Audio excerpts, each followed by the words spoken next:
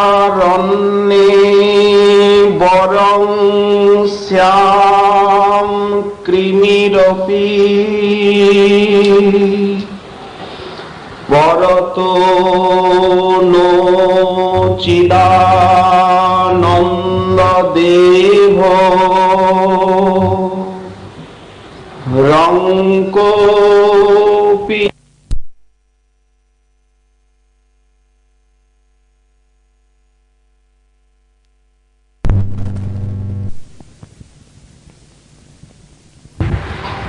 শূন্যপি শ্যাম ইহ শ্রী হরি ভজন লবে নাতি তুচ্ছার্থ মাত্রে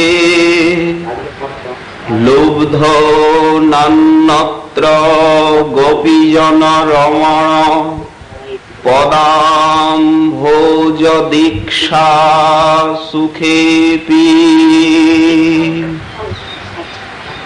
ইহ বৃন্দারণ্যে এই বৃন্দাবন ধামে কৃমিরপি বরং শ্যাম আমি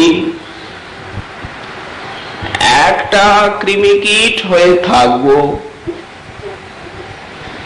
তাও উত্তম, কিন্তু পরত চিদানন্দ দেহ অপি ন বাঞ্ছামি ব্রজধামের বাইরে আমি চিদানন্দ দেহ কামনা করি না, বরং ব্রজে কৃমি হয়েই থাকব। রঙ্কোপি অতুল্য শ্যাম সর্বহারা মহা দরিদ্র হয়েই ব্রজে বাস করব,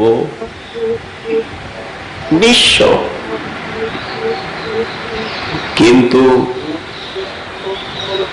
পরত্র অনন্ত অদ্ভুত ভূতিমপি ন কাময়ে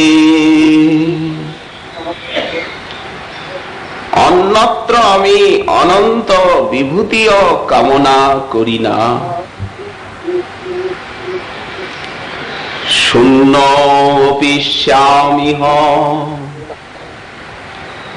ইহ অস্মিন বৃন্দাবন ধামনি এই বৃন্দাবন ধামে শূন্য হয়ে থাকব, ভজন শূন্য হয়েই জীবন যাপন করব। কিন্তু অন্যত্র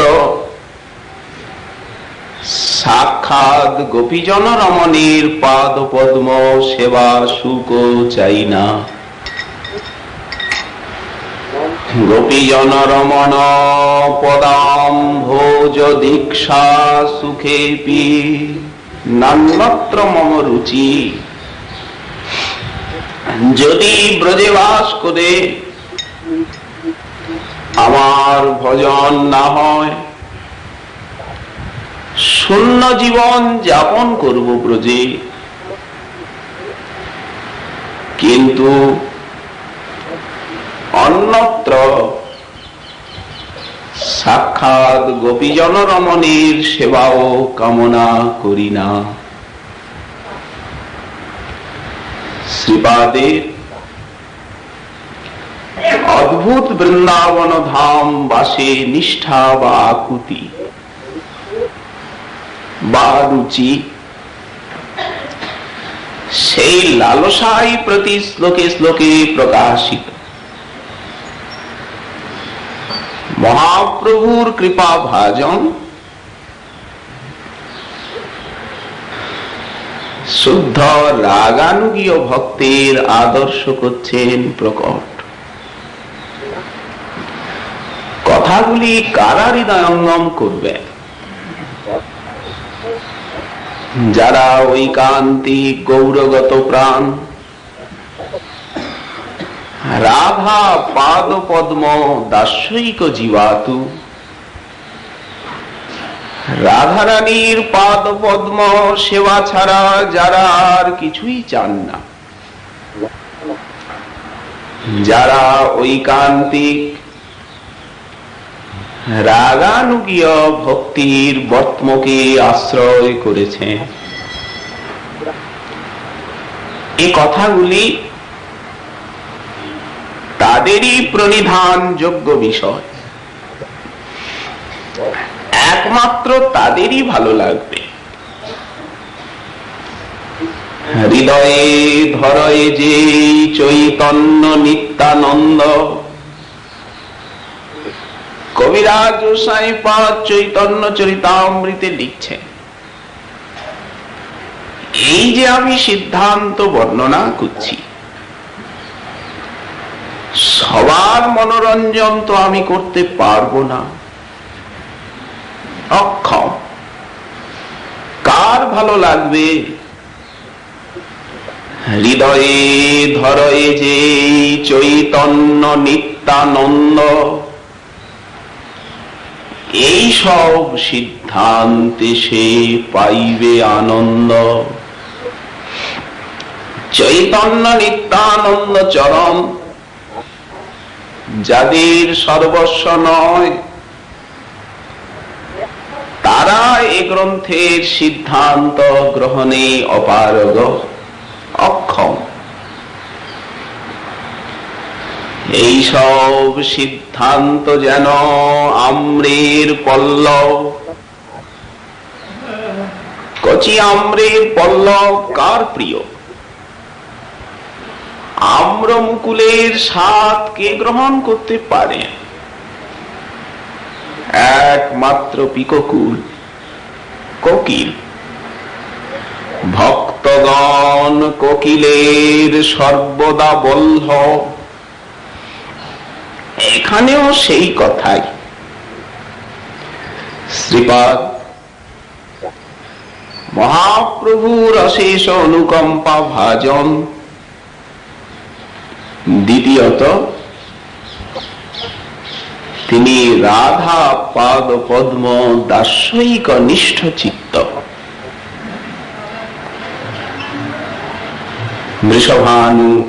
বৃষভানু জায়া কৈঙ্কর্যমেব মম জন্মনি জন্মনি স্যাৎ। এই শ্রীপাদের শাশ্বতী আকাঙ্ক্ষা, আমি বৃষভানু নন্দিনীর জন্মে জন্মে কিঙ্করী হব। পাই অনন্ত জন্ম এই আশা নিয়েই ব্যতীত করব। এই ব্রজে এই আশা নিয়েই পড়ে থাক।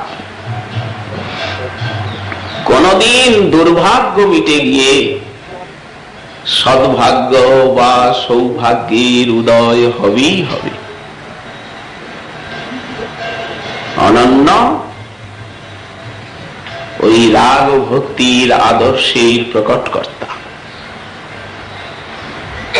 এই জন্য তার মুখেই এসব কথা শোভা পায়। আমরা তো কেবল তার বাণীর অনুবাদ করছি। ইতিপূর্বে বললেন, হায় হায় আমাকে ধিক, দৈন্যের উদয়ে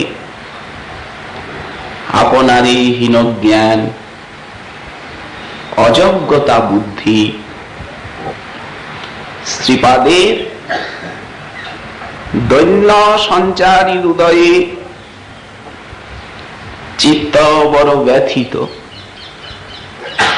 মনে মনে ভাবছেন, সাধু শাস্ত্র গুরু মুখে ধামের মহিমা শুনেও আমার বিশ্বাস হলো কই। হায়, ঐকান্তিক মন প্রাণ নিয়ে আমি ধামবাস করতে পারলাম কই। নিজেকে ধিক্কার দিচ্ছে, হায় হায়, ধিক আমাকে, ধিক মা, বৃন্দাবন বাসে আমি রুচি প্রকাশ করতে পারছি। হে বৃন্দাটবী, যদি আমি একবারও জীবনে তোমার দর্শন করে থাকি, যদি জীবনে আমি একবারও শ্রী শ্রী রাধা কৃষ্ণ নাম উচ্চারণ করে থাকি, যদি জীবনে আমি একবারও ভক্তি ভরে হে ধাম তোমার শরণাপন্ন হয়ে থাকি, সেই ভাগ্য বলে তুমি আমায় উপেক্ষা করো না। আমি সর্বসাধ্য সাধনার প্রতি নৈরাশ্য প্রকাশ করে নিরাশ হয়ে তোমারই শরণ নিলাম। হে অম্ব, শিশু সন্তান মা যেমন তাকে নিজের শান্তির সুশীতল করে আশ্রয় দিয়ে পালন করে, জননীর নিকট সন্তানে যেমন ভরসা, আশা, নির্ভরতা, জননীর সুশীতল ক্রোর যেমন সন্তানের সুখদাতা, তেমনি তুমি আমায় তোমার শান্তির করে আশ্রয় দাও। সম্বোধন করেছেন হে অম্ব, হে মাত বৃন্দাটবী। এখানে যে অম্ব সম্বোধন, ওই প্রকার নির্ভরতা প্রকাশ করছে। তোমার ক্রোড়ে স্থান দাও। এখন এই শ্লোকে এসে বলছে, বৃন্দারণ্যে বরং কৃমিরপি শ্যাম। এই বৃন্দাবনে আমি একটা কৃমিকীট হয়ে থাকবো। হে ধাম, হে বৃন্দাটবী, বৃন্দা বিপিন, বেশি কিছু তো চাই না। শ্রীপাদ কিন্তু সাক্ষাৎ ব্রজের তুঙ্গবিদ্যা সখীর অবতার। ইদানিং মহাপ্রভুর যুগে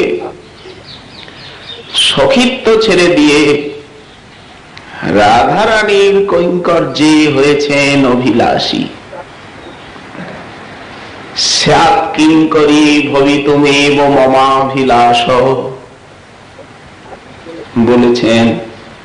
সখী তো তিনি স্বরূপে, কিন্তু সখীত্বকে উপেক্ষা করে দাসত্ব কামনা করছে। বড় দাসে চিত্ত হয়েছে সমাকৃষ্ট, তাই বললেন স্যাৎ কিঙ্করী ভবিতুমেব মমাভিলাষ। তোমার কিঙ্করী হতে আমার অভিলাষ। সে তো খুব সুদুর্লভ বস্তু। দৈন্যের উদয়ে নিজেকে এত অযোগ্য মনে হচ্ছে, ভাবছেন রাধা কিঙ্করী হব আমি, স্বামীর কৃপা পাব। সে তো শুধু পরাহত। সে যে দরিদ্রের সাম্রাজ্যের আকাঙ্ক্ষা, সেই বামনের চন্দ্র ধরার স্বাদ। ভরসা আসছে যে ধাম বাসে যত অযোগ্য হই না কেন, ধাম কৃপা করে আমায় যোগ্য করে নেবেন নাকি? নিশ্চয়ই নেবেন।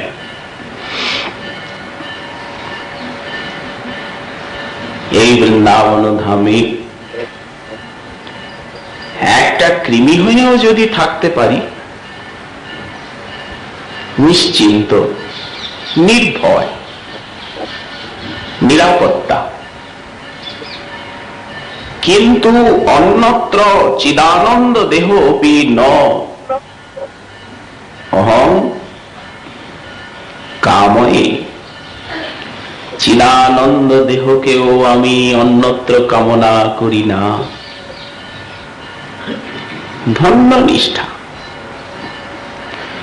অনুভবময়ী বাণী। এই সকল বাণীর শ্রবণ কীর্তনে পাষাণ প্রাণ বিগলিত হবে,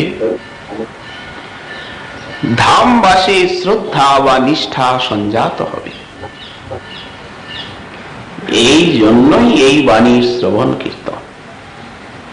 কোথার থেকে উঠছে এই কথাগুলি? কৃমি হয়ে থাকবো এই বৃন্দাবন ধামে। এ কথার মর্ম অনুধাবন করতে গেলে তাত্ত্বিক বিচারে দেখতে হয় বৃন্দাবনের কৃমির স্বরূপটি কি। এই যে উনি বারবার ধামের স্থাবর জঙ্গম রেণুকণা আকাশ বাতাস সকলের প্রতি আকুতি প্রকাশ করছে, এখানে বলছেন বৃন্দাবনের কৃমি হয়ে থাকব। তাহলে বৃন্দাবনের কৃমির স্বরূপ নিশ্চয়ই অন্য ভগবত ধামের সচ্চিদানন্দ দেহধারী পার্ষদ অপেক্ষাও শ্রেষ্ঠ। অন্য ভগবত ধামে প্রাপ্ত সচ্চিদানন্দ পার্ষদ দেহ অপেক্ষাও এখানকার একটি কৃমি অনেক শ্রেষ্ঠ। তা না হলে শ্রীপাদের মতো ভজন চতুর সারগ্রাহী বুদ্ধিমান তিনি কৃমি হতে চাইবেন কেন? স্বভাবতই এই প্রশ্ন আমাদের চিত্তে জাগে। বাস্তবিক তাই। এখানে যে কোনো প্রাকৃত বস্তু নেই, মায়ার সৃষ্ট কোন পদার্থের উপস্থিতি যে ধামে সম্ভব নয়, এই অনুভূতি না আসা পর্যন্ত নিরপরাধে ধামবাস হয় না। অন্তত ধাম বাস করতে গেলে ধামে এইটুকু নিষ্ঠা বা বিশ্বাস আনতেই হয় বলপূর্বক, বুদ্ধিপূর্বিকা। এই শ্রদ্ধা যে ধামে প্রাকৃত বস্তুর কোনো অস্তিত্বই নেই, সবই সচ্চিদানন্দ রস দিয়ে বিগঠিত। প্রেমের মূর্তি এই বৃন্দাবন ধাম, বচনের অগোচর সেটি অনুভববেদ্য। বৃন্দাবন লীলাস্থল সে যে সপ্রকাশ, প্রেমাঞ্জনচ্ছুরিত ভক্তি বিলোচন দৃশ্য সপ্রকাশ। ধাম কৃপা করে যখন নিজের স্বরূপ তত্ত্ব মহিমা জানাবেন, তখনই আমরা জানতে পারব। ন মেধয়া ন বহুনা শ্রুতেন সপ্রকাশ চিদানন্দ ঘন, যাহাতে প্রকট সুখ নাহি জরা মৃত্যু দুঃখ। আমরা দেখছি তো এখানে জন্ম মৃত্যু আছে, ভালো মন্দ আছে, আছে দৃশ্যমান প্রকাশে আছে। ধাম প্রাকৃত জগতের রূপটা ধরে রেখেছেন আমাদিগকে কৃপা করতে। দেখছি জন্ম মৃত্যু, কিন্তু তত্ত্ব বিচারে নেই। নাহি জন্ম মৃত্যু দুঃখ, কৃষ্ণ লীলা রস অনুক্ষণ। যেখানে শ্যাম নব জলধর সেই স্থির দামিনী শ্রী শ্রী রাধারানীর সঙ্গে বিজড়িত বা শোভিত হয়ে সতত লীলামৃত বরিশনে সমস্ত স্থাবর জঙ্গমকে আনন্দিত বা তৃপ্ত করছেন। তার নিত্যলীলা নিকেতন অতি গূঢ় রহস্যময় সভবন এই ব্রজধাম, নিজের আলয়। শ্রীপাদ এই নিগুড় রহস্যবেত্তা, মর্মবেত্তা তিনি। ভাগবতী তো দেখতে পাওয়া যায়। উদ্ধব মহাশয় তিনি ভাগবত গণের ভিতরে প্রধান। কোন অংশে উদ্ধব আমার থেকে ন্যূন নয়। এমনকি যথাবস্থিত দেহেই উদ্ধব শ্রীকৃষ্ণের সারূপ্য প্রাপ্ত হয়েছে। কৃষ্ণের দ্বৈত সখা, বুদ্ধি সপ্তম, সাক্ষাৎ বৃহস্পতির শিষ্য। তিনি বৃন্দাবন ধামে আগমন করলেন। এত ব্রজ মহিমায় সমাকৃষ্ট চিত্ত হলেন, আত্মহারা, বিহ্বল। উবাসকতি চিন্মাসান গোপীনাং বিনোদন চুচ। বাস করলেন, ব্রজবাসীর সান্নিধ্যে এলেন, ব্রজবাসীর মর্ম অনুভব করলেন।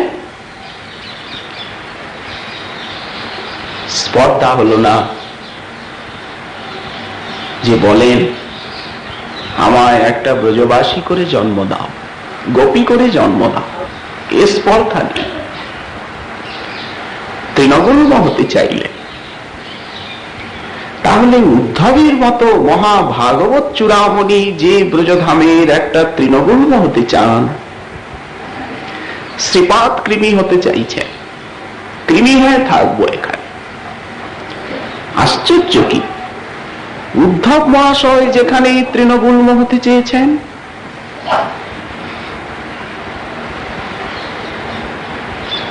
মনে ভেবেছেন আমি উদ্ধব, আমারও কি ব্রজে তৃণগুল্ম হওয়ার সৌভাগ্য আছে?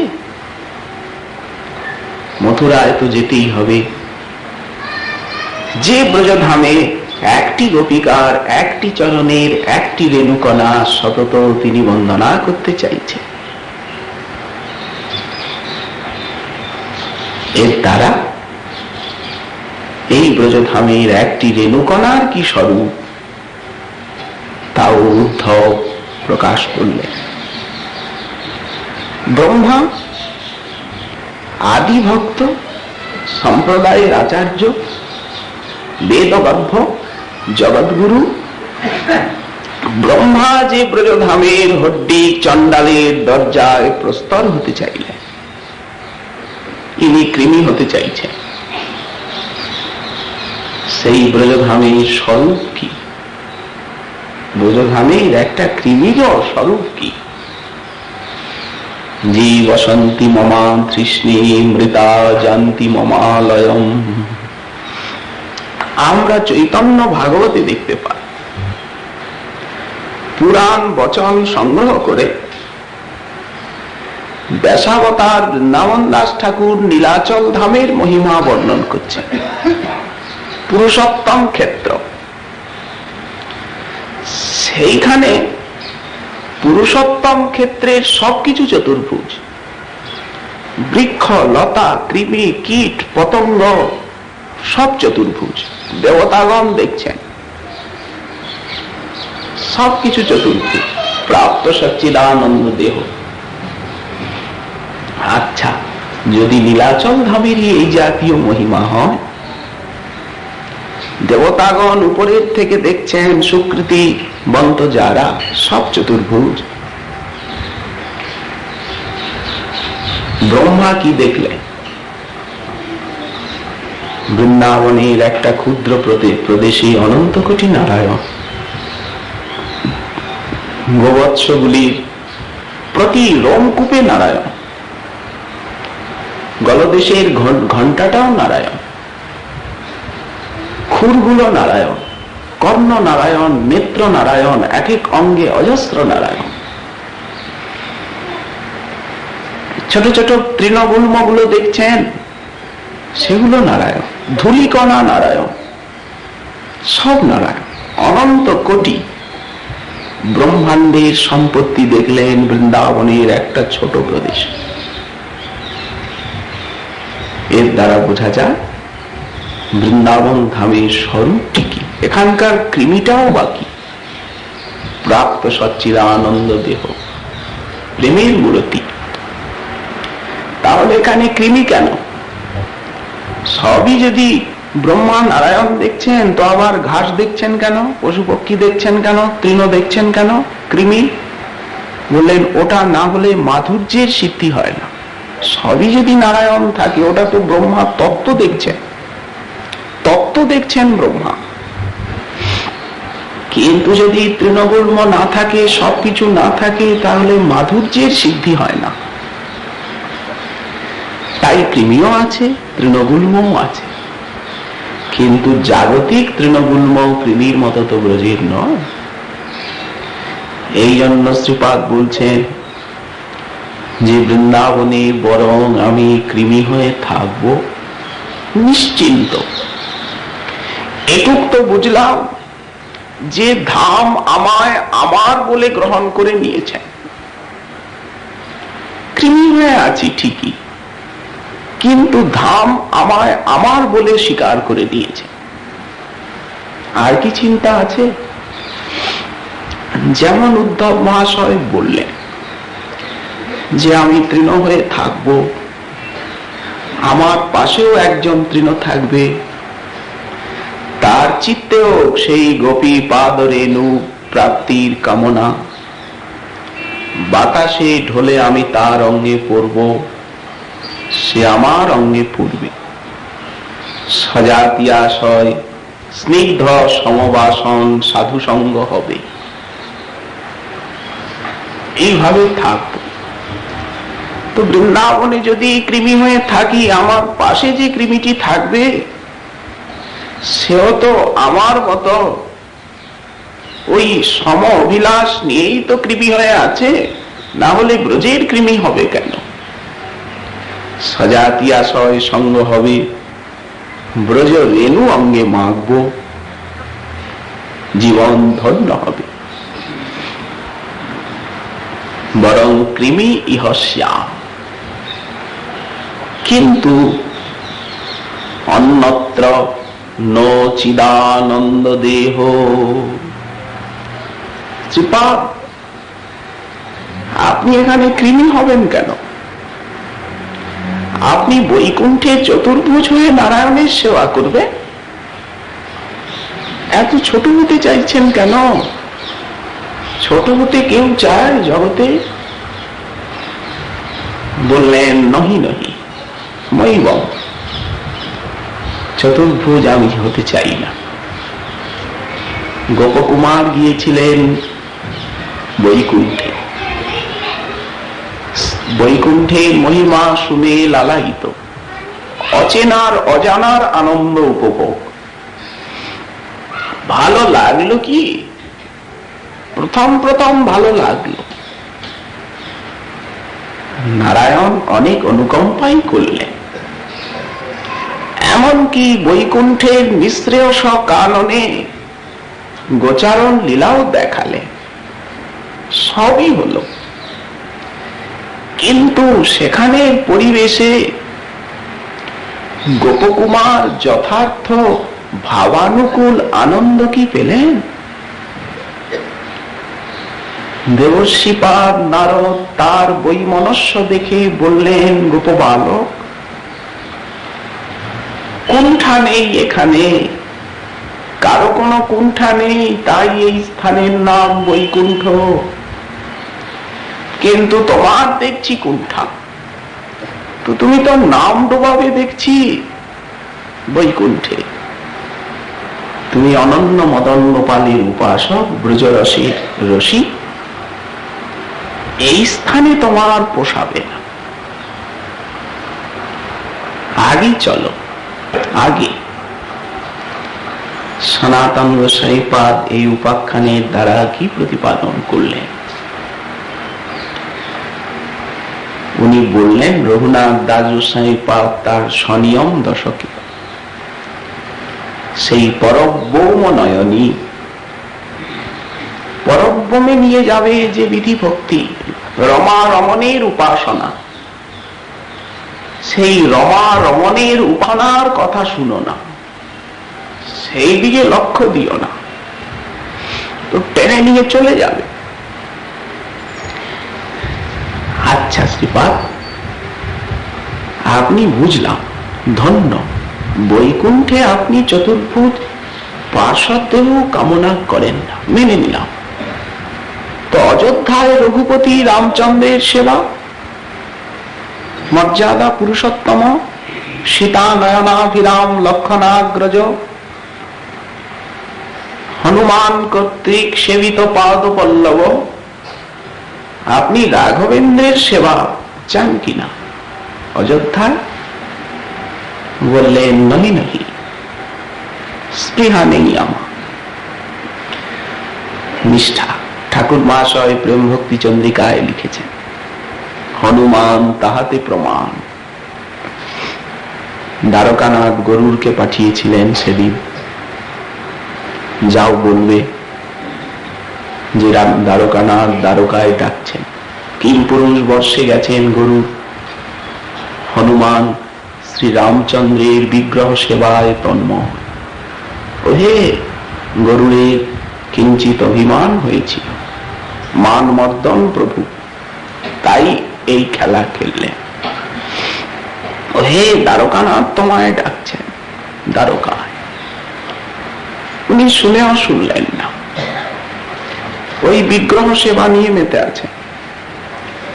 গরুর ক্রুদ্ধ হলেন, সাক্ষাৎ প্রভু ডাকছেন আর ইনি বিগ্রহ সেবা নিয়ে যাবে না। আবার বললেন, প্রভু ডাকছেন দ্বারকানাথ, যাবে না। পাখা দিয়ে একটা ঝাপট দিতে, জোর করে নিয়ে যাও।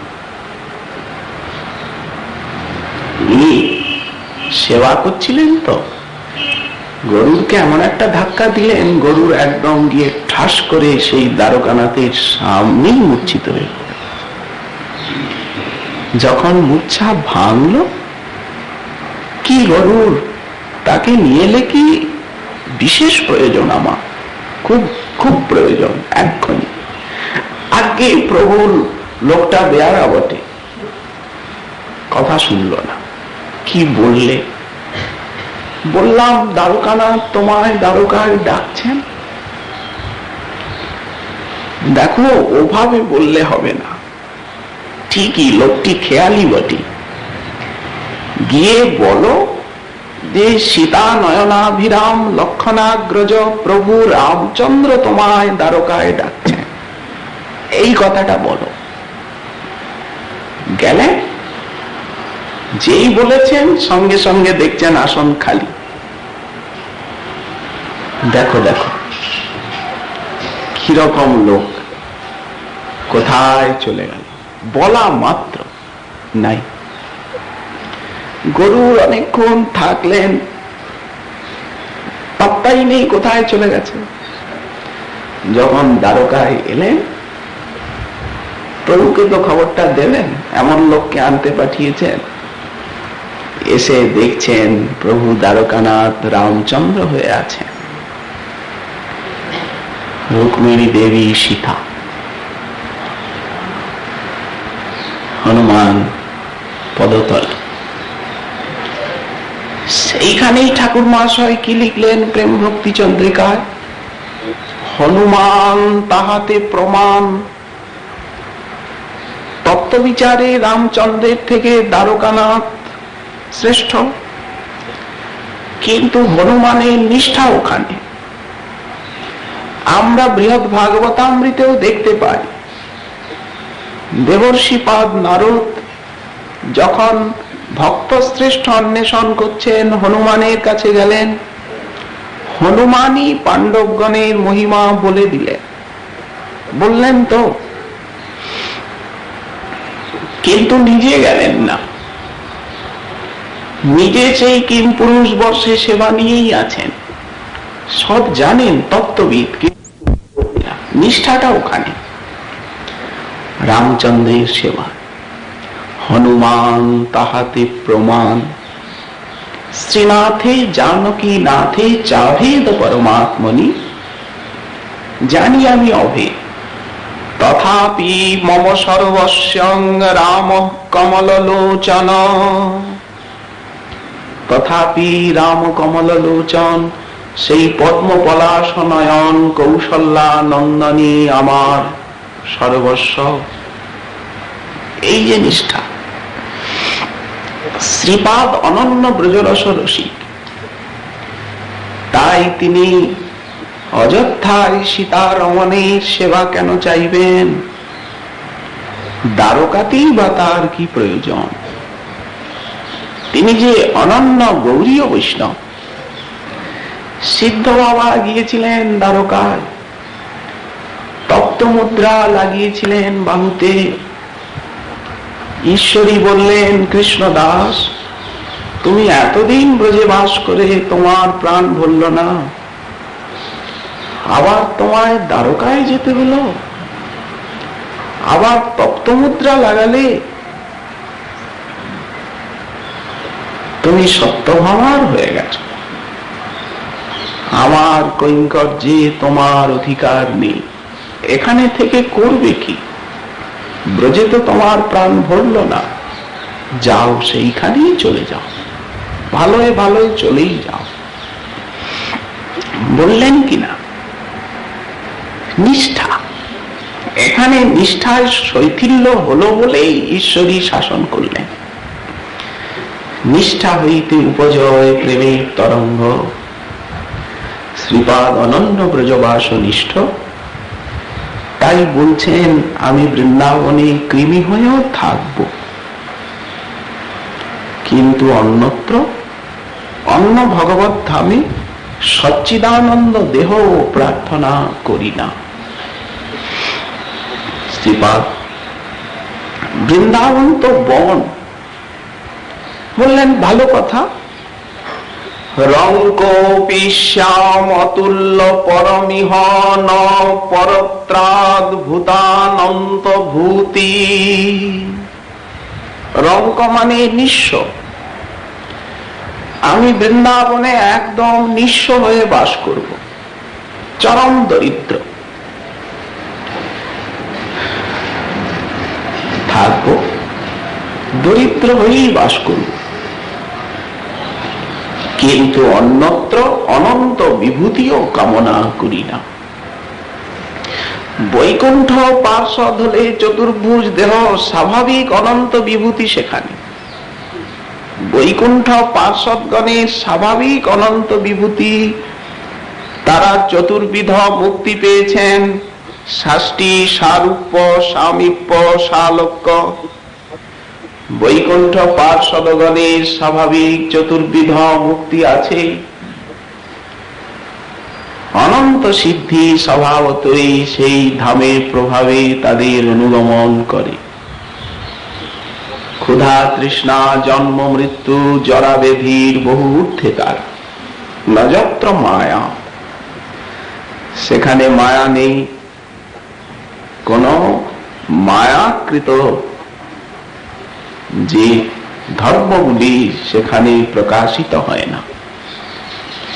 তো কোথায় বৈকুণ্ঠে সেই সচ্চিদানন্দ পার্শ্বদ দেহ অনন্ত বিভূতি অনুগমন করছে, চতুর্বিধ মুক্তি করতলগত। আর বৃন্দাবনে আপনি কৃমি বা সাধারণ হয়ে থাকতে চান? দেখছি আপনার বুদ্ধি তো, আপনি তো চতুর নন, বিচক্ষণ তো নন। বলছেন, মেনে নিলাম,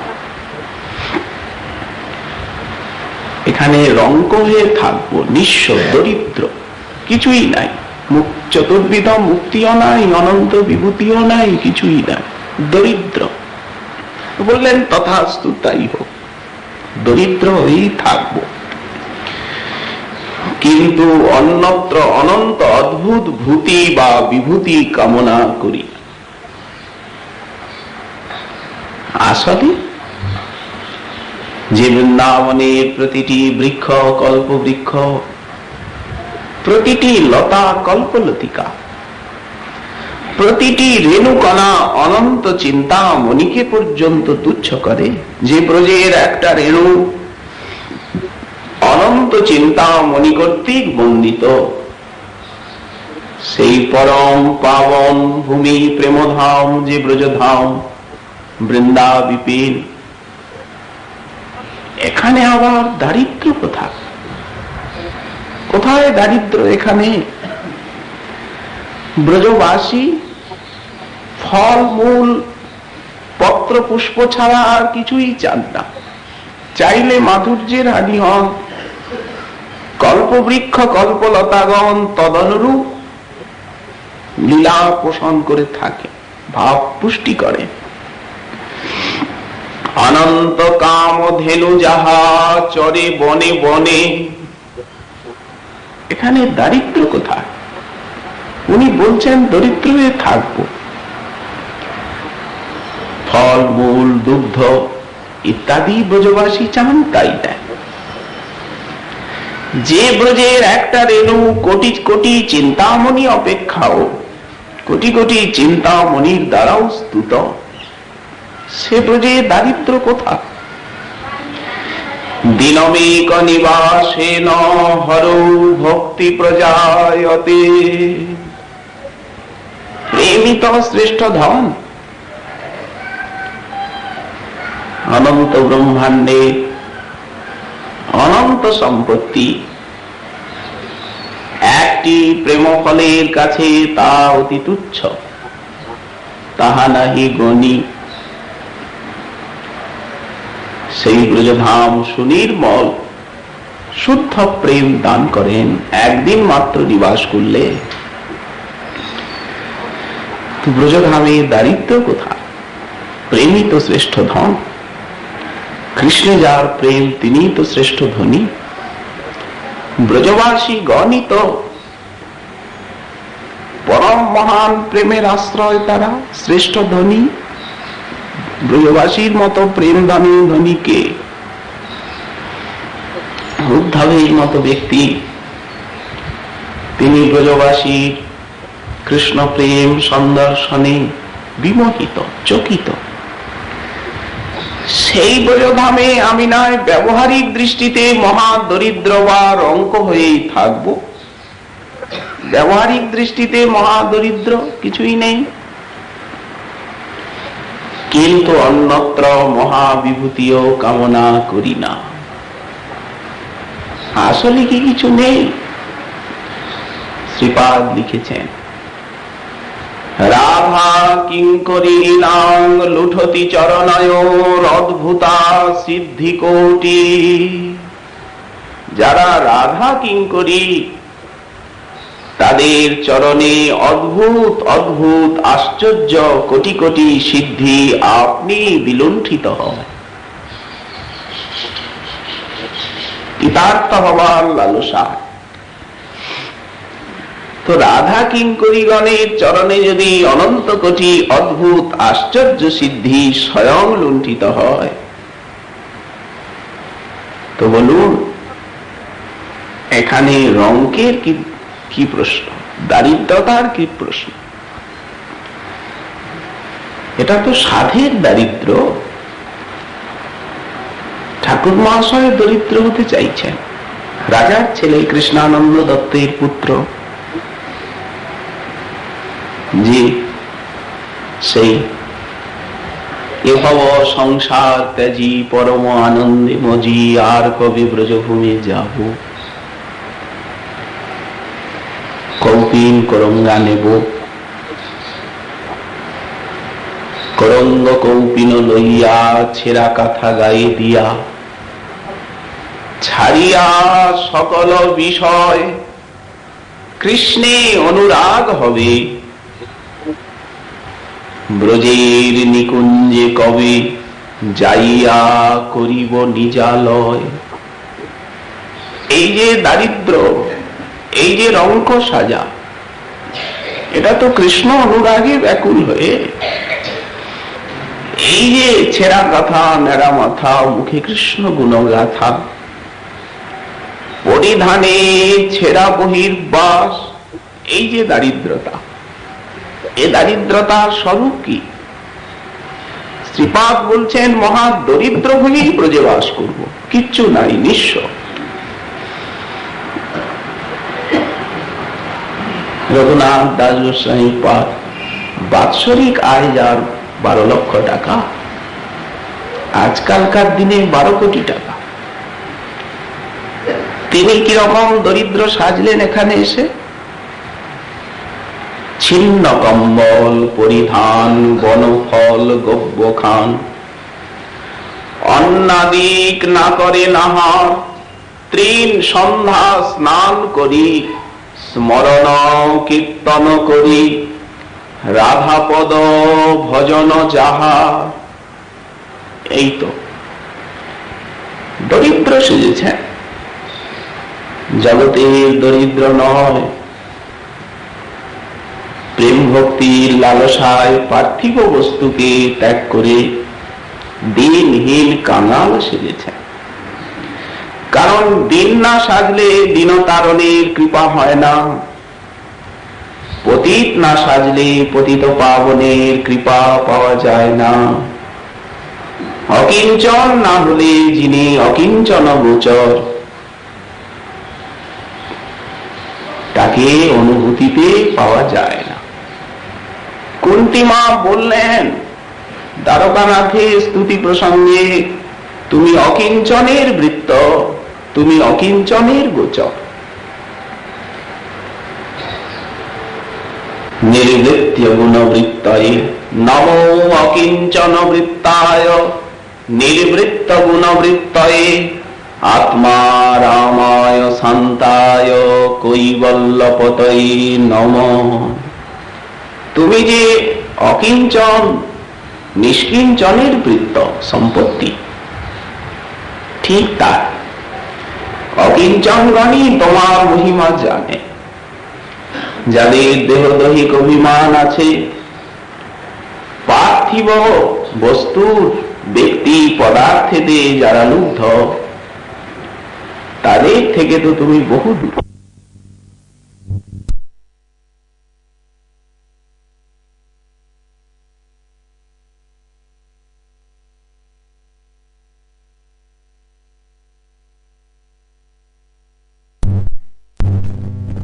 বলছেন শূন্য অপি ইহস্যাম, ইহ এই বৃন্দাবন ধামে যদি আমার ভজন না হয়, তাহলে শূন্য হয়ে থাকবো। ভজন হলো না, শূন্য হয়ে থাকবো, পড়ে থাকবো। কি অদ্ভুত বিশ্বাস! আমরা তো একটা কথা শুনিও, এখানে ভোজন উপবাস গমন পরিক্রমা শয়ন দণ্ডবত কথা স্তুতি। ভোজনেও ঠাকুর মনে করেন উপবাসী হয়ে ব্রতই করছে, হাঁটলেই মনে করেন আমার পরিক্রমাই করছে। সে ডানেই হাঁটুন আর বাইই হাঁটুন, যে কাজেই হাঁটুন, উনি মনে করেন সরল উদার বৃষভানু নন্দিনী। আপনি কেন হাঁটছেন, কি জন্য হাঁটছেন, ওসব উনি অত দেখেন না। কেন দেখেন না? সরল উদার স্বভাব, করুণাময়ী, হাঁটলেই মনে করেন পরিক্রমা। আপনি শয়ন করে আছেন, ঘুমাচ্ছেন, কি উনি মনে মনে ভাবেন দণ্ডবোধ করেই পড়ে আছে। কারণ দণ্ডবোধ তো এইভাবেই হয়। বিশ্বাস হচ্ছে না? ওই তো সেই পাঞ্জাবি যুবক নিজের স্ত্রীকে হারিয়ে স্ত্রৈণ ডাকছিল, হা কিশোরী, হা কিশোরী, হা কিশোরী। তোমায় ডাকছে না গো, স্ত্রৈণ বটে, পাগল বটে, নিজের স্ত্রীকে ডাকছে। কি বললেন কিশোরী সে তো জানি, কিন্তু আমার এই স্থানে এই সময়ে আমার প্রেমিক ভক্তগণ এইভাবে আমাকে ডাকেন, হা কিশোরী দয়া করো, দয়া করো। নারায়ণ কি জানেন না যে ও ছোট ছেলেকে ডাকছে? অজামিল যে আমায় ডাকছে না, এটা কি নারায়ণ জানেন না? বিষ্ণুদূত এলেন কেন? ভক্তগণ এই সময়ে মৃত্যুকালে এইভাবে না আমায় ডাকে, সাদৃশ্য আছে, নামাভাস হলো। তেমনি এই প্রকারে তার যে চেষ্টা, সময় স্থান কাল, প্রেমিক ভক্তগণ এই প্রকার ডাকেন, ওই তো নামাভাস হলো। কৃপা তো করলেন। পাত্রা পাত্র বিচারণা ন কুরুতে। মহাপ্রভুর কৃপায় যেমন পাত্রা পাত্র বিচার নেই, বৃষভানুনন্দিনী করুণা ভরাদ্র হৃদয়া শ্রী রাধা, তিনিও তো পাত্রা পাত্র বিচার না করেই তো কৃপা করেন।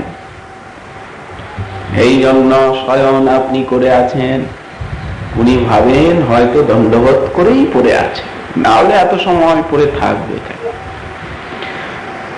আপনি হয়তো গ্রাম্য কথাই বলছেন, উনি মনে করেন যখন মুখ নাড়ছে তখন আমার কথাই বলছে, স্তুতি করছে।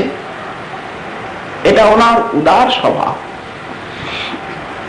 অর্থাৎ ভজনের আভাস, আভাসই কৃতকৃতার্থ হয়ে উনি